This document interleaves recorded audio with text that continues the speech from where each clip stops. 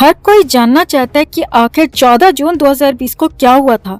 CBI भी इसी बात की जांच कर रही है, मगर सीबीआई अभी तक इस बात की तह तक नहीं पहुंच पाई कि आखिर 13 जून की रात और 14 जून की सुबह हुआ क्या था।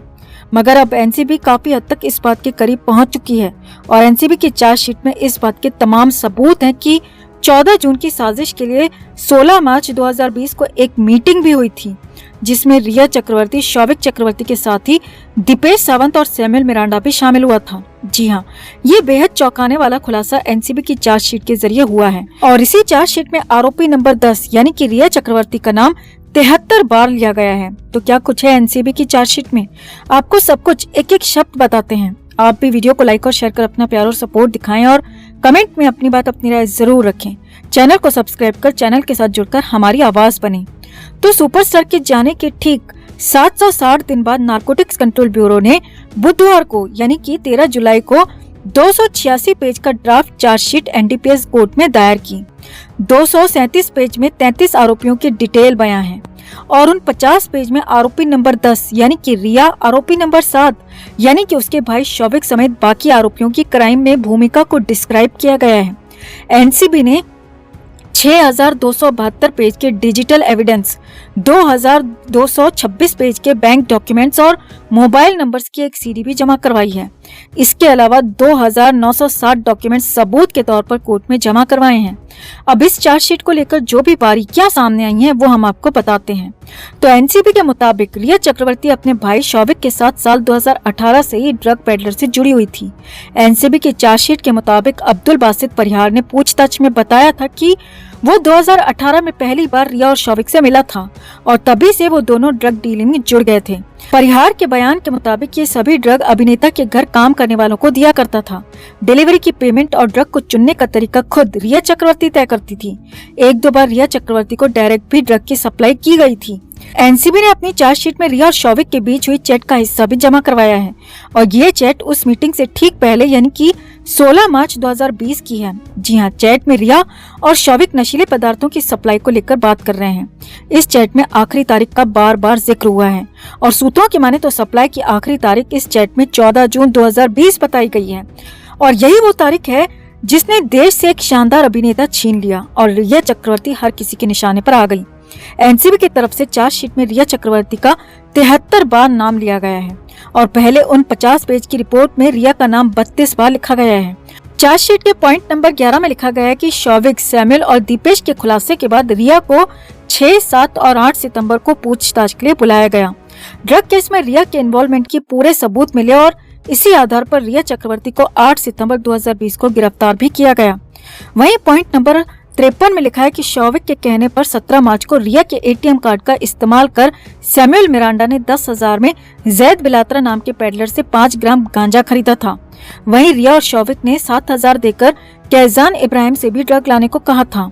पॉइंट नंबर 63 में लिखा है कि 17 अप्रैल 2020 को शाम को रिया और शौविक ने दीपेश सावंत को कैजान इब्राहिम से डिलीवरी रिसीव करने के ऑर्डर दिए और बड़ी बात यह है कि ये डिलीवरी माउंट प्लैंक बिल्डिंग के पास ही की गई थी और खुद दीपेश ने अपने हाथ से कैजान को 7,000 रुपए दिए थे। ये पैसा रिया ने ग्रोसरी के नाम पर अकाउंट से निकाला और फिर दीपेश को दिया था। इसी चार्जशीट के पॉइंट नंबर 64 में लिखा है कि रिया ने दीपेश सावंत को 10,000 दिए। ये पैसे सावंत ने माउंट प्लैंक बिल्डिंग के बाहर फर्नांडिस को दिए थे और उससे 25-25 ग्राम के 2 पैकेट लिए थे, जिसमें एक पैकेट रिया को दिया गया और दूसरा शौविक तक पहुंचाया गया। चार्जशीट के पॉइंट नंबर 78 में लिखा है कि रिया ड्रग के फाइनेंस से लेकर उसके मैनेजमेंट का पूरा काम करती थी और इसी को लेकर 16 मार्च 2020 को रिया चक्रवर्ती ने सुशांत सिंह राजपूत की गैर मौजूदगी में ड्रग खरीदने के लिए अपने भाई शौविक, सैमुअल मिरांडा और दीपेश सावंत के अलावा कुछ लोगों के साथ सीक्रेट मीटिंग भी की थी। एनसीबी ने इस मीटिंग को चार्जशीट में साजिश का नाम दिया है क्योंकि उस मीटिंग में बहुत कुछ ऐसा हुआ था जो कि सुशांत की जिंदगी के खिलाफ साजिश ही था और इस मीटिंग से पहले जो चैट रिया और शौविक के बीच में हुई थी उसमें भी आखिरी तारीख के रूप में 14 जून का जिक्र था। चार्जशीट में साफ साफ बताया गया है कि इस मीटिंग में सभी ने ड्रग खरीदने से पहले इसकी कीमत, भुगतान और डिलीवरी के तरीकों पर चर्चा की थी और सबसे बड़ी बात यह है कि ये सब बातें सुशांत के घर में हुई थी और सुशांत को इनके बारे में भनक तक नहीं थी। चार्जशीट के पॉइंट नंबर 79 में लिखा है कि नवंबर 2019 के आखिरी हफ्ते में रिया और शौविक की सहमति से उनके खुद के घर पर भी ड्रग की डिलीवरी की गई थी। अब एनसीबी के मुताबिक ये एनडीपीएस एक्ट का उल्लंघन है। एनसीबी ने आरोप लगाया कि रिया ने अपने घर पर ड्रग की डिलीवरी ली थी। एनसीबी ने बताया कि अपने घर पर ड्रग स्टोर करना, ड्रग के लिए पैसे देना, इससे साबित होता है कि रिया ड्रग डीलिंग में पूरी तरह एक्टिव थी और उनके भाई शौविक इस काम में पूरी मदद कर रहे थे। इसी चार्जशीट के पॉइंट नंबर 81 में एनसीबी ने बताया है कि किस तरह से रिया चक्रवर्ती ही इस पूरे खेल को ऑपरेट कर रही थी। इसमें एनसीबी ने एक फ्लो चार्ट भी बनाया है जिसमें रिया को बीच में रखते हुए उसकी चैट, बैंक अकाउंट और ट्रांजैक्शन को भी दिखाया गया है और ये सब कोर्ट में सबमिट करवाया गया है।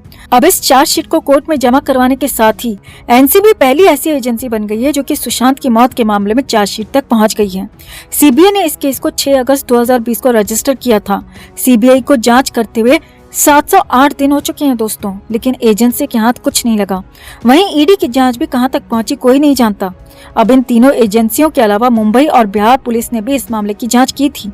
हालांकि एनसीबी की चार्जशीट में रिया चक्रवर्ती और उसकी गैंग का पर्दाफाश काफी हद तक हो गया है और अगर एनसीबी कोर्ट में आरोप साबित कर पाई तो रिया और उसकी गैंग को कम से कम 10 साल की सजा होना भी तय है। तो आपका रिया के इस पूरे घिनौने खेल पर क्या कहना है और एनसीबी की चार्जशीट पर आपकी क्या राय है? कमेंट में आप भी अपनी राय जरूर रखें और वीडियो को लाइक और शेयर कर अपना प्यार और सपोर्ट भी जरूर दिखाएं। दोस्तों, आज हमारे हाथ सुशांत का एक ऐसा वीडियो लगा जिसे देख हम हिल गए। सुशांत जो कह रहे हैं सुनकर आपको भी यकीन हो जाएगा कि सुशांत कभी भी ये कदम खुद नहीं उठा सकते थे। पहले आप ये वीडियो देखिए दोस्तों। One thing in life you wish had never happened. Never happened. Yeah. The Big Bang. The Big Bang. Okay. If a movie was made on you, what genre will it be? Horror. Why do you say Yeah, that? because I want sequels. So even if I die, I can play ghosts, right? Horror. Good answer. Yeah. What would you do if you were invisible? Everything that I can't tell you right now. जिन्होंने भी हम सबसे हमारे चहेते सुशांत को छीना, उन्हें लगा था कि उनकी साजिश कामयाब हो गई। लोग कहेंगे बुज़दिल सुशांत ने खुद अपनी जान ले ली और ये फाइल क्लोज हो जाएगी। लेकिन इतनी जल्दी कहां से इन सब की जान छूटने वाली है? अब एक नहीं बल्कि करोड़ों सुशांत इनके पीछे हाथ धोकर पड़ चुके हैं। करोड़ों सुशांत वॉरियर्स इनके पीछे पड़ चुके हैं और उसमें से एक भी पीछे नहीं हटने वाला जब तक कि सुशांत को पूरी तरह से इंसाफ नहीं मिल जाता। अगर आप भी इस मुहिम में हमारी ताकत बनना चाहते हैं दोस्तों तो हमारे चैनल को सब्सक्राइब करें और जस्टिस फॉर सुशांत के लिए इस खबर को ज्यादा से ज्यादा लाइक और शेयर कर सुशांत के लिए अपना प्यार और सपोर्ट जरूर दिखाएं। हर अपडेट के लिए बने रहें हमारे साथ, क्योंकि आप हैं तो हम हैं। दोस्तों, आज हमारे हाथ सुशांत का एक ऐसा वीडियो लगा जिसे देख हम हिल गए। सुशांत जो कह रहे हैं सुनकर आपको भी यकीन हो जाएगा कि सुशांत कभी भी ये कदम खुद नहीं उठा सकते थे। पहले आप ये वीडियो देखिए दोस्तों।